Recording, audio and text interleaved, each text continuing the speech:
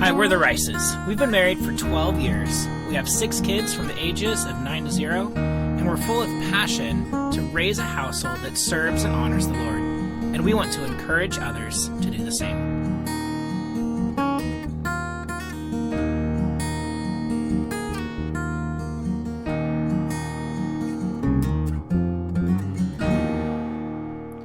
Hello, and welcome back to the podcast. This is Season 1, Episode 12, the last episode of our season, and we thought that an appropriate way to wrap up our season here is in a very similar way that we started it, which is talking about family vision.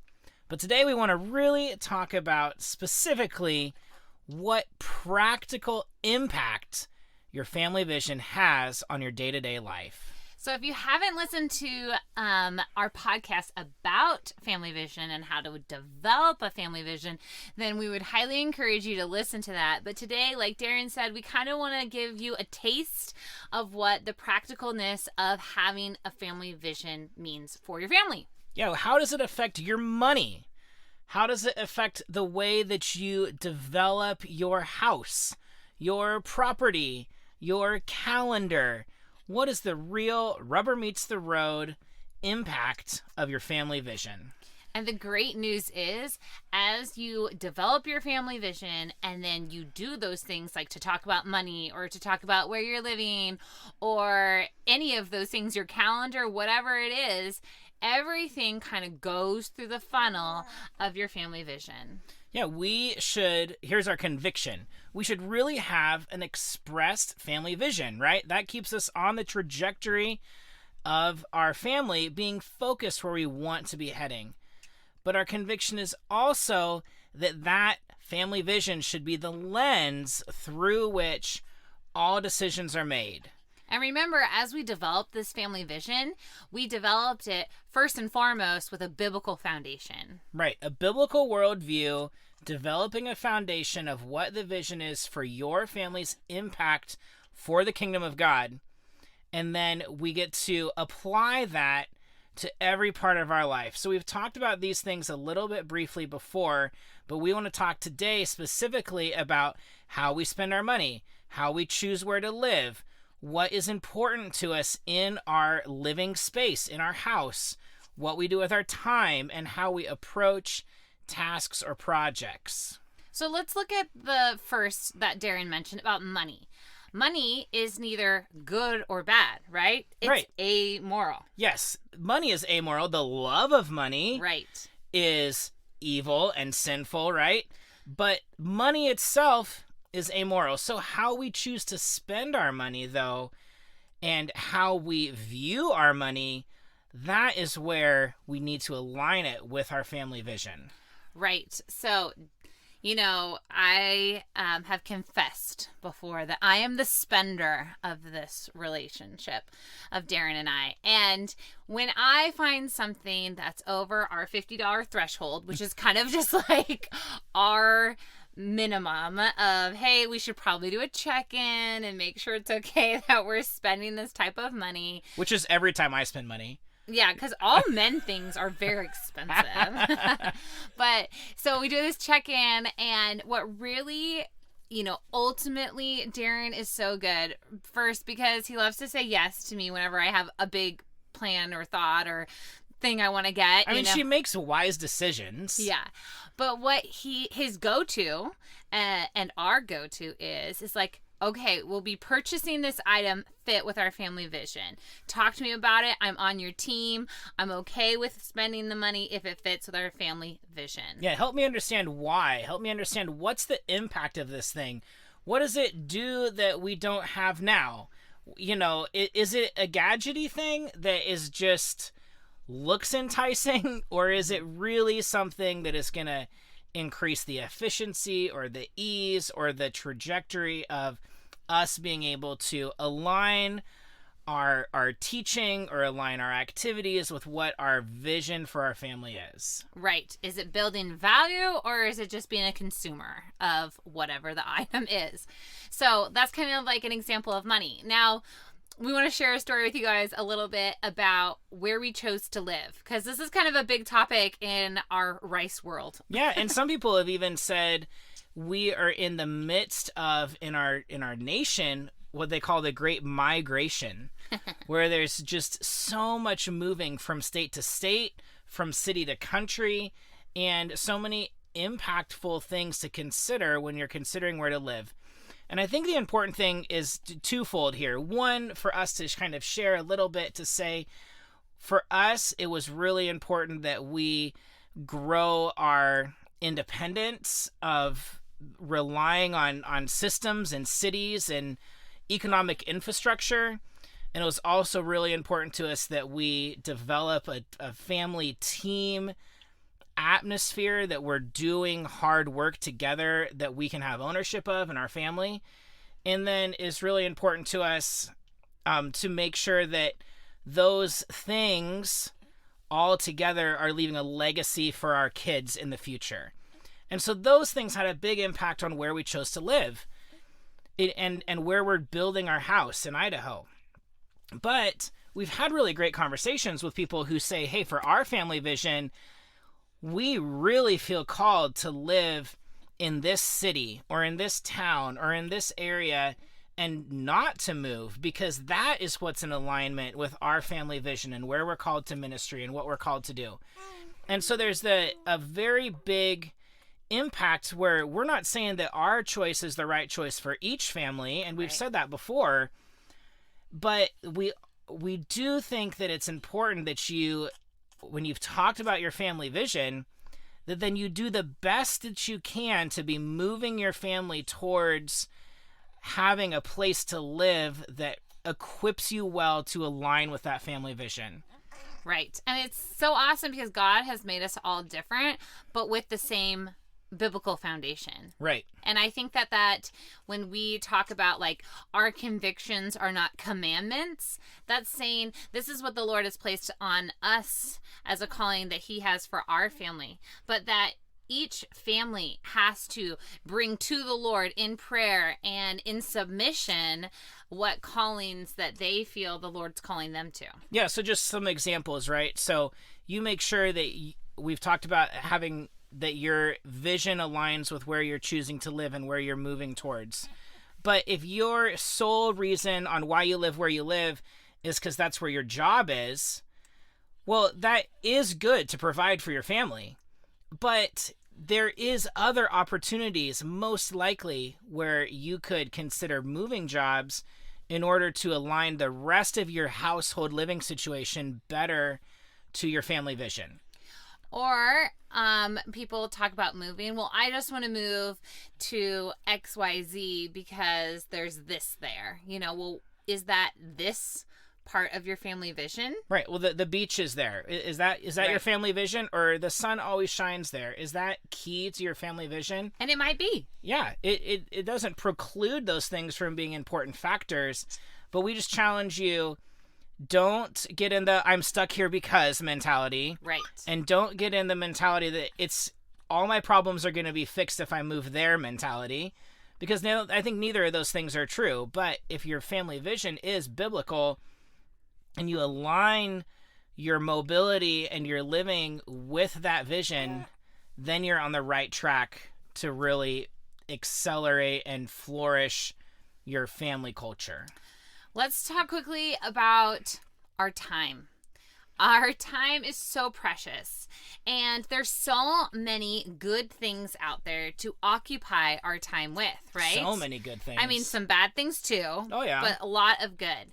But how do you evaluate how you're spending your time when you do it through your family vision? Then your impact is a result of that family vision, versus if you just choose to spend your time without looking at the impact of your family vision, then you are going to have a result of discombobulated visions. Yeah, right? so an example of that, part of our family vision, right, is to have a Bible time and family worship time together.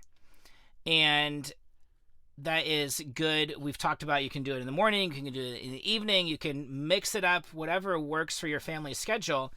But one of the things we've talked about in the past when we're considering evening activities is, okay, those are good, even biblical Christian fellowship evening activities. How many nights of the week are we from away from home making family Bible time in the evening a challenge? Right.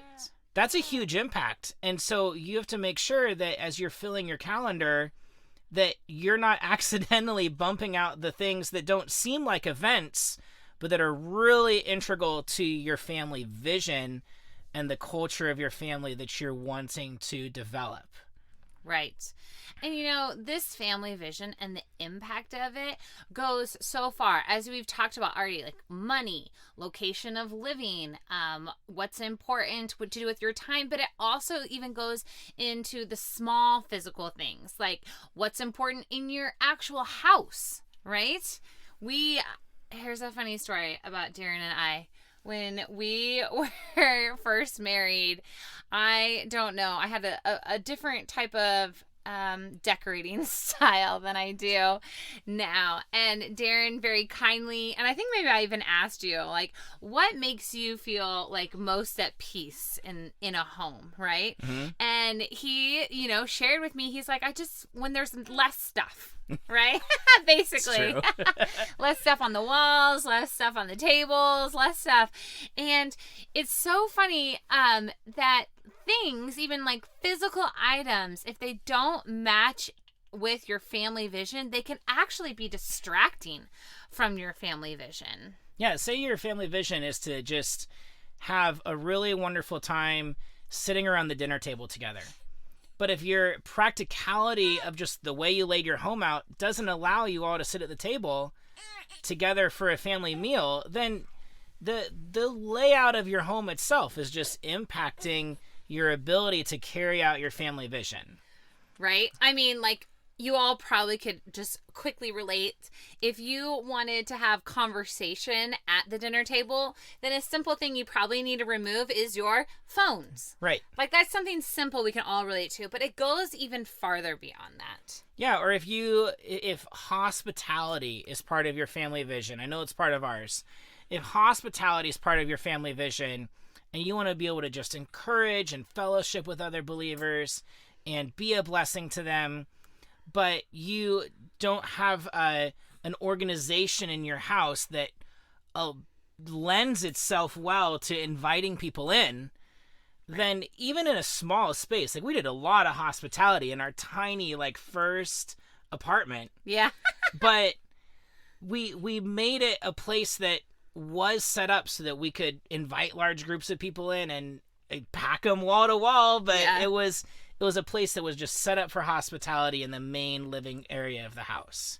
Right. And so if that is important to you, right, that's part of your family vision, then you create the space around that. You don't try to cram your vision into your space. Right. Kind of. Yeah. And so I think, a little bit too on the time piece that we passed up was the same way that when Marissa's talking about, well, should we spend money on this? Or I'm saying, should we spend money on this? The same thing with the calendar. Hey, we have an opportunity to be involved in this thing. What do you think? How do we think that fits in with our family vision? Right. And so if you're thinking always through that lens, mm-hmm, then it allows you to more successfully make the steps forward in your family vision. It's like an evaluation. It's like, okay, just ask us the question, does this align with our family vision? And you have your answer. It doesn't make anyone the bad guy, right? Yeah. It just makes for a good discussion. Makes for a great discussion. All right, so let's talk a little bit about the character that gets developed when we let the impact of our family vision take control of our lives. Yeah, so if we're developing these character traits, there's really two that kind of popped out at us. And the first one is purpose. If we're filtering all of our actions, all of the parts of our life through our family vision, through that biblical lens, then it helps us, it encourages us, it sets us on the right track to live our lives with purpose. And we have that, then we know that all of our actions and all of our lives, all the things that we do are directing us and moving us towards the target that we pointed our vision at. Right. It's like that statement, if you don't stand for anything, then you'll fall. No, if you don't stand for nothing, then you'll fall for anything. Right. Yeah. Yeah. If you stand for nothing, then you fall for anything. So if you aren't looking at your vision and looking at your target, then you're just going to get tossed by this draw and that draw and whatever it is. And like we said, they could be good. Yeah, they could be fine things. And those are the things that are actually the most confusing. Right, because all of a sudden your life is full of so many good things, but it's not full of things that direct you towards your family vision. They can actually distract you tremendously from what the real biblical vision for your family is. Right. So good. So the second character trait is action, right? So we have purpose and then we have action. When we have that target, then we're constantly checking our actions to make sure they align with the target. But I think it also allows us to be confident and bold in taking action. Yeah. Because we know that that is the course and we just have the confidence to go for it.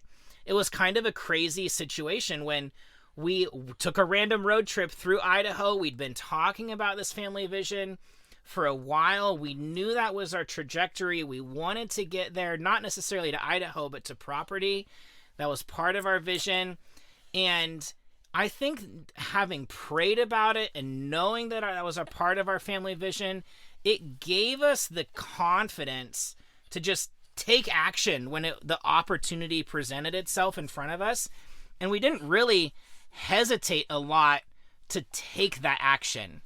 And I think that was a big part of us knowing what our family vision was to give us the confidence to go that direction. Yeah, it's like walking out in your family vision is like walking out in steps of faith.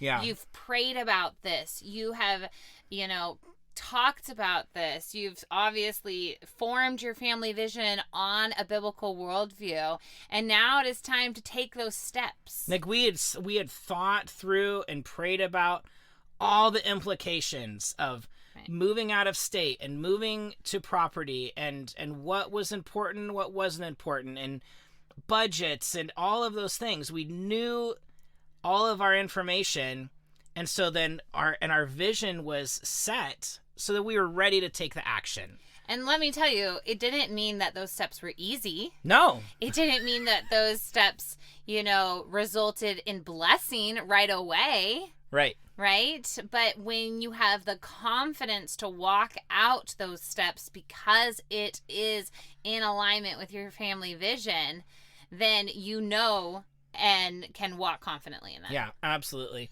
I think one other thing that I want to pull out here too is that the impact of these practical things on your family vision don't just have an impact on you, the individual, or you, the parent.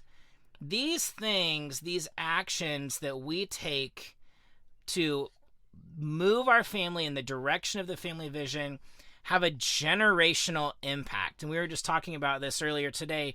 There's such an impact that every decision you make now in your life and that you make by proxy for your children, all of those decisions have just huge downstream impacts on their faith, on their walk, on their marriages.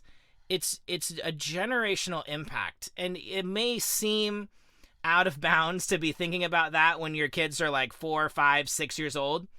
But it is impactful at that age to be really living all the parts of your life in alignment with your biblical family vision and teaching that to them as they grow up. Right? Not only are you modeling it by your decision making, but when you take the time to explain the why, the teaching behind it, then that is leaving a significant memory for them, right? Yeah, super impactful. So, what is the challenge though? What stands in our way? This all sounds really great, right? And you can be listening, you can say, yeah, I'm on board. I'm all about that. But then this week and the next week and the next month and the next year, what is the challenge that's going to show up in front of you? And I think that it is that the unbelieving world around us frequently wants to pull our eyes off the target and pull our eyes away from the direction of our family vision. It's as simple as that. Yep. There's so many distracting things in the world that just want to pull us away. Yeah. And because when they pull us away from our family vision, then they pull us into actually kind of chaos. Yeah. Right? Oh, yeah. Like a distraction chaos that, quickly, even though we don't realize it because it's kind of like a slow fade, quickly takes us off course of what we are trying to do for our family. Yeah, a physical chaos and a spiritual chaos sometimes. I know, like, an example of that would be our generations. We grew up tons and tons of sports. Not necessarily in our families, but in families around us growing up. And those sports frequently, maybe unintentionally, took precedence over the gathering of believers. Yeah. And that could just be a snippet of an example of how something that's not bad, teamwork, sports, competitive, not bad, but can be very distracting from what the vision for the family is. Right. So, goodness, we've just hope that this season here at our Raising Rices podcast has been such a blessing to you. We are actually so excited for season 2. We have it planned out and some great content coming your way. So please make sure that you like and subscribe. And if this is a blessing to you, or if you think it could help impact somebody else and maybe even their family vision, we just ask you to share the podcast with them and give us a follow if you'd like to on our social media platforms where we try to post other content to encourage families in raising households that serve the Lord. I'm at Raising Rices and Darren's at Lead Your Family. Thanks so much, guys. Have a great day.